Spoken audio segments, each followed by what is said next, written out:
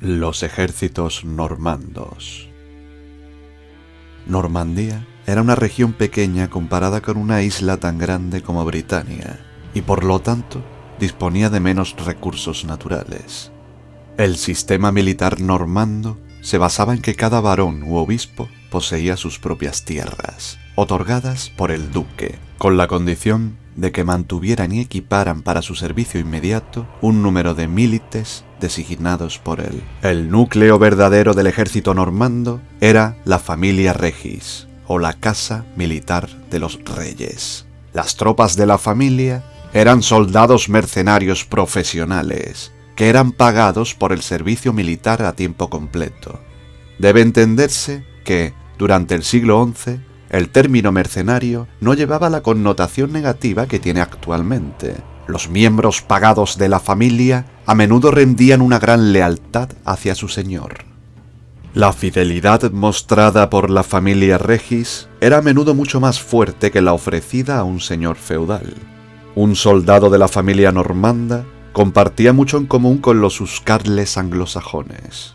Los principios de servicio y lealtad eran casi los mismos. Tal vez esta similitud se deba a las raíces comunes en zonas nórdicas y germánicas del norte de Europa. Como tal, los soldados profesionales de la familia regis formaron el brazo verdaderamente eficaz del poder militar normando. En un principio se denominaba miles o milite a un soldado montado y pedite a un soldado de infantería, no empleándose aún el término caballero. Esta terminología no parece haber sido utilizada exclusivamente para describir a los soldados de noble nacimiento, como cabría esperar de las definiciones posteriores de la caballería medieval.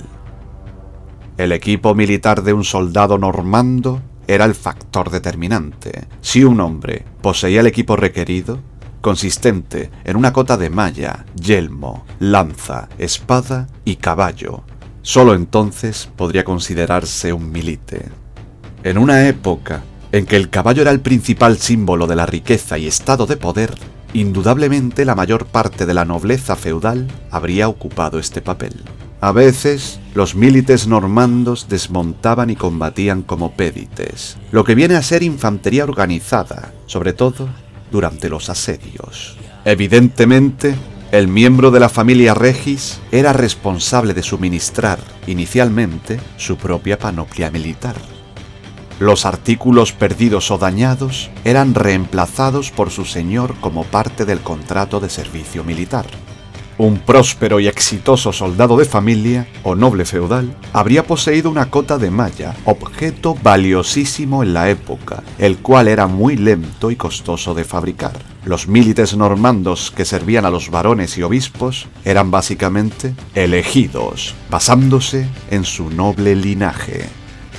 Y así, los muchachos de 8 a 10 años, denominados puers, eran enviados a la casa de un señor a recibir un duro entrenamiento de combate, y lo más importante, aprendían una férrea disciplina acatando órdenes de un superior.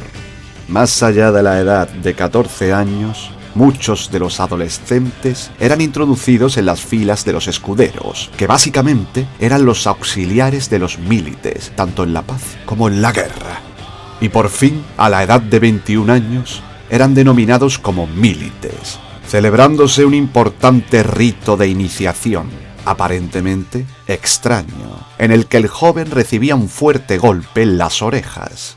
El joven soldado debía asumir el golpe sin represalias, sugiriendo así, simbólicamente, que era el único golpe físico que encajaría de buena gana sin combatir. Estos jóvenes debían ser solteros y eran conocidos como juvenis antes de la ceremonia de iniciación. Una vez finalizada, pasaban a ser renombrados como milites. Algunos de ellos, los más capaces, eran elegidos para la casa, la familia regis, mientras que el resto ejercían su oficio como mercenarios. Además, hacia el siglo XI, los jóvenes jinetes normandos participaban y se entrenaban en torneos que implicaban ejercicios de forma libre, en campo abierto. Estos encuentros casi se desarrollaban como verdaderas y brutales batallas horripilantes, con un equipo de adversarios milites que luchaban unos contra otros con su panoplia de guerra completa, armados hasta los dientes. Los derrotados, por regla general, tenían que renunciar a su costoso caballo de guerra y su rica panoplia, lo que constituía un enorme incentivo para muchos jinetes de la época, a pesar del peligro físico inminente que acarreaba. La caballería normanda. Aunque escandinavos en origen, los normandos cobraron enseguida fama de grandes jinetes, basando su poderío militar en la caballería pesada. La caballería normanda estaba formada por los mejores jinetes del reino. Por lo general, ostentaban un título o eran milites. De hecho, un cuarto de la fuerza de Guillermo I de Normandía estaba constituida por caballería pesada. Estas tropas de élite eran las más protegidas de todas. Al igual que los huscarles anglosajones, llevaban una cota de malla sobre una prenda interior fabricada en cuero o tela colchada, denominada gambesón o aquetón. Las primeras cotas de malla llegaban hasta las rodillas, con aperturas laterales para facilitar el movimiento del portador. Posteriormente, se alargaron por debajo de la rodilla, con aperturas delanteras y traseras para facilitar la monta del jinete. Tenían una pequeña apertura en el lado izquierdo para sostener la vaina de la espada. Algunos soldados llevaban una ventail, siendo una pieza de malla flexible que se unía al casco mediante correas, con el fin de ofrecer una mayor protección del cuello y la cabeza, pudiendo ser de forma cuadrangular y abatible, de apertura lateral. A veces llevaban refuerzos cuadrados de cuero y metálicos en el pecho. Las piernas del jinete podían ir protegidas por brafoneras abiertas por detrás. También se usaban armaduras de escamas y lamelares. El yelmo empleado era de tipo Spangengel, con protección nasal. El casco podía ser de una sola pieza, lo cual era muy caro, pero los usuales eran de 4 segmentos unidos por 4 bandas de hierro, rematadas a su vez por una pieza circular en la parte superior del yelmo. Estos últimos fueron usados durante el siglo X. En el siglo XI se emplearon yelmos bien segmentados, unidos directamente entre sí. Posteriormente, ya en el siglo XII, apareció la calota normanda. Cabe añadir que no comenzó a ser común su uso en los campos de batalla hasta el año 1200. Este yelmo era de forma cilíndrica, con protección facial, ofreciendo una defensa del cráneo y el rostro mucho mayor al soldado que lo portaba. El yelmo o calota normanda se considera el antecesor de los elaborados grandes yelmos germánicos. Todos los cascos normandos llevaban en el interior un forro de cuero ajustable e iban sujetos a la cabeza con 2 correas de cuero que se anudaban bajo el mentón. Posteriormente aparecieron las cofias acolchadas para evitar y prevenir rozaduras y molestias al portador. El escudo empleado era de forma circular durante el siglo X. Ya en el siglo XI se introdujo el escudo en forma de cometa, aunque ambos siguieron siendo usados indistintamente.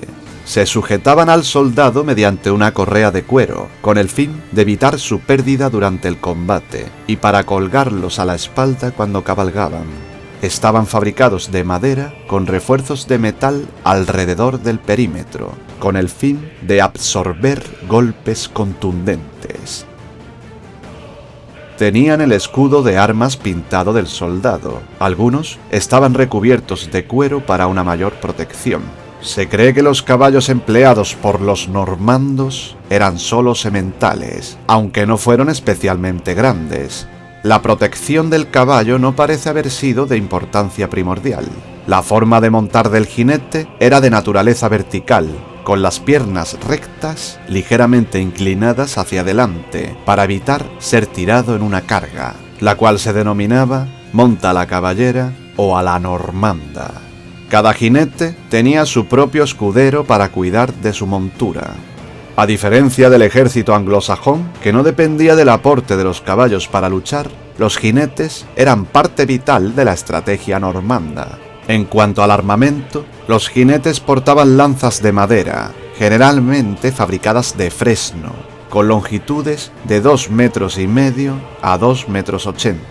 Las puntas de lanza eran de forma romboidal y relativamente grandes. Con el paso del tiempo se volvieron más pequeñas y afiladas, una forma diseñada para perforar armaduras y escudos, más que para causar heridas en partes desprotegidas.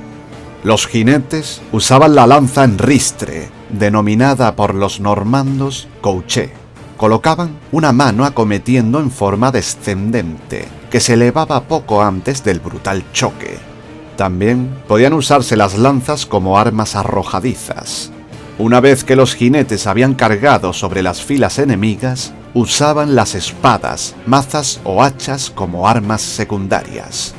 Las espadas normandas eran rectas con doble filo. Estaban diseñadas más para el corte que para la estocada. Con el tiempo, se volvieron más estrechas y afiladas. La espada era el arma distintiva del milites y le otorgaba prestigio. Un hombre normando se convertía en milites o caballero en la ceremonia de ceñir la espada. El proceso y perfeccionamiento de la forja del acero en el siglo X trajo algunos cambios significativos. Primero, se templaba el metal. La dureza del acero le hacía más quebradizo que las antiguas hojas de hierro. Los maestros herreros solucionaron el problema mediante la introducción de un alma de hierro dúctil. Después se igualaba, soldándose el acero con el hierro, se batía y se templaba.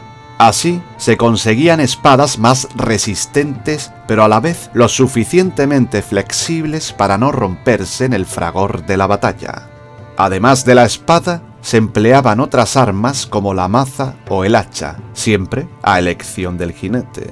El hacha era de un solo filo y se manejaba con una sola mano. La maza podía contar con una cabeza de hierro rebordeada. También hubo que tenían protuberancias en la cabeza y otras eran más simples.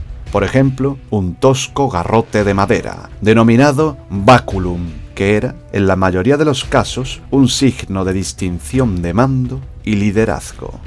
El caballo de guerra o destrero era el componente más caro del equipo poseído por los milites. Al igual que con los animales de trabajo modernos, solo ciertos especímenes eran adecuados para su uso bélico. Un cierto tipo de espíritu y temperamento era necesario para una montura de guerra. No todos los caballos poseían tales rasgos. Una vez que el caballo era seleccionado para estos deberes, al igual que su jinete, se sometería a una doma o entrenamiento intenso con el fin de que fuera adecuado para la tarea encomendada. Se puede asumir que el entrenamiento de un caballo para operar en formaciones cerradas, así como moverse la confusión del campo de batalla, hacía que desde muy temprana edad los jinetes normandos fueran entrenados en los métodos de la guerra. El deporte popular de la caza a caballo era en sí mismo un medio de entrenamiento militar utilizado para perfeccionar las habilidades ecuestres del jinete. Como ya he mencionado anteriormente, los caballos no estaban protegidos con ningún tipo de armadura, contando solo con un petral, que no es otra cosa que una correa o faja que, asida por ambos lados a la parte delantera de la silla de montar, ceñía y rodeaba el pecho de la cabalgadura.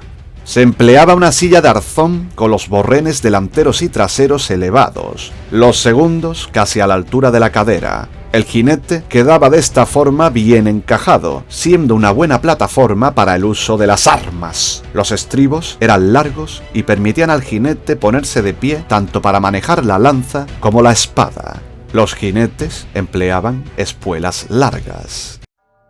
La infantería normanda.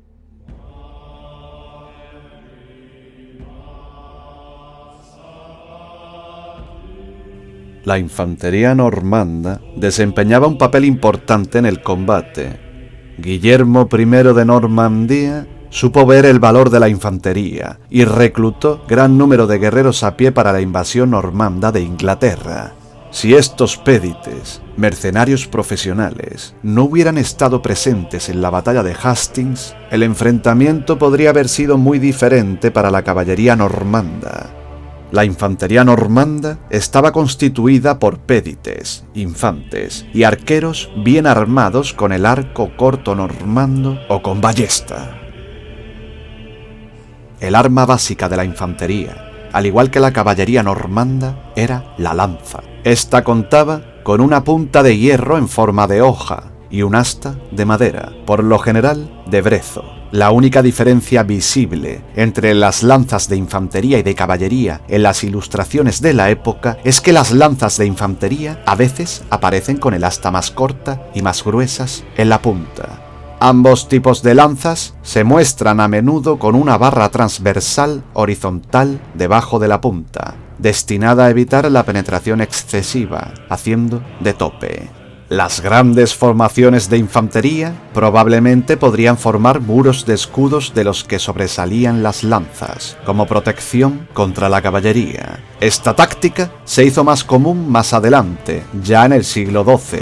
Las puntas de las lanzas o moarras eran inclinadas hacia adelante. Los extremos de las astas descansaban en la tierra. Cabe remarcar que esta no era la forma usual en que se emplearon las lanzas. En las representaciones de la época se muestran con más frecuencia sujetadas por encima de la cabeza del infante y empuñadas en un movimiento apuñalador hacia abajo.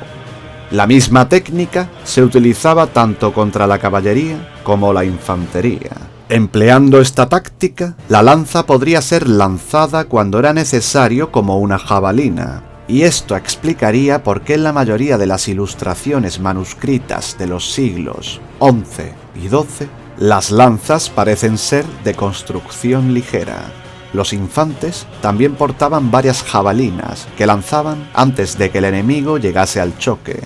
Como arma secundaria empleaban la espada y el hacha danesa, una brutal arma que requería de gran fuerza, manejada con ambas manos. Los arqueros eran importantes en los ejércitos normandos, empleando el arco corto normando. El propio rey Guillermo era un reconocido arquero. La destreza con el arco se volvió más común en Inglaterra después de la conquista normanda. El tapiz de Bayeux describe dos tipos de arqueros, unos bien equipados incluso con armadura de cuero o malla, y otros de manera más tosca y pobre. Tal vez los primeros fuesen soldados profesionales y los segundos reclutas locales. Ambos llevaban un gran cuchillo en el cinto como arma secundaria. Las ballestas no fueron descritas en el tapiz de Bayeux, aunque fuentes escritas de la época afirman que sí fueron empleadas. Es posible que se tratara de reclutas bretones, que se sabe que las usaban regularmente. Las unidades de infantería normanda no estaban organizadas en compañías tan reconocibles como la caballería, pero tampoco eran una masa desordenada e indisciplinada. En campo abierto adoptaban formaciones en círculo o rectangulares. Tácticas de los normandos. La superioridad de los normandos sobre sus enemigos, los cuales disponían de armamento de similar calidad, se basaba fundamentalmente en dos importantes motivos: el liderazgo y su superior caballería. A lo largo del siglo XI, los líderes normandos se mostraron agresivos y capaces. Casi todos ellos, desde el cruel y carismático Roberto Guiscardo hasta Guillermo II de Normandía, poseían dotes de gran liderazgo, las cuales les permitieron mantener el control total de sus tropas en el campo de batalla. No solo parecen haber liderado desde el frente de batalla, arriesgando sus propias vidas desafiando a la muerte, sino que también sabían recompensar ampliamente a sus hombres por sus servicios y lealtad. Estas inteligentes prácticas solo pueden haber servido para fortalecer la motivación de sus tropas.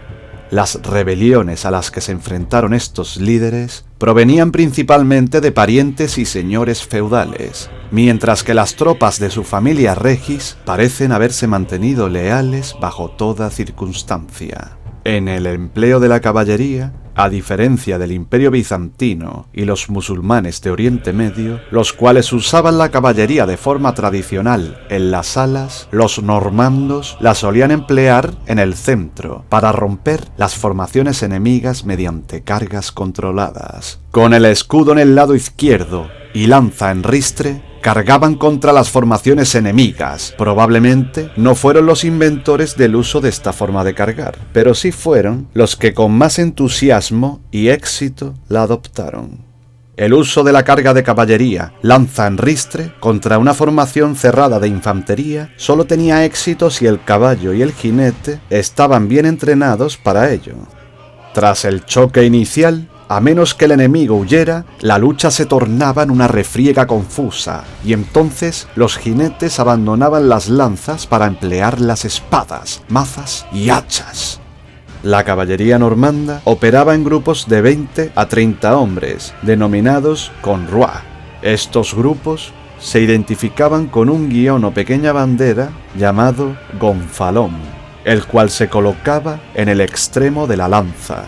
Los emblemas o blasones en los escudos eran, probablemente, un vistoso adorno en aquella época, pero las banderas eran elementos esenciales de mando y control, sobre todo para operar en una formación de caballería extremadamente cerrada. Varios conrois se agrupaban para formar una batalla, una unidad de mayor tamaño que podía efectuar cargas controladas, girar, dar media vuelta e incluso realizar una huida simulada, lo que requería de una férrea disciplina y unos métodos de señalización fiables. El método de la huida simulada lo aprendieron de sus vecinos bretones, los cuales ya la aplicaban en el siglo X. A pesar de su impetuosidad en el combate, los normandos a menudo observaban y aguardaban el momento propicio. En no pocas ocasiones realizaban reconocimientos minuciosos de la región a conquistar, y las campañas de invierno eran usuales. Las batallas en las que participaba exclusivamente la caballería eran poco frecuentes. El papel de la infantería normanda, aunque auxiliar, seguía siendo importante, y los jinetes siempre estaban preparados para combatir a pie.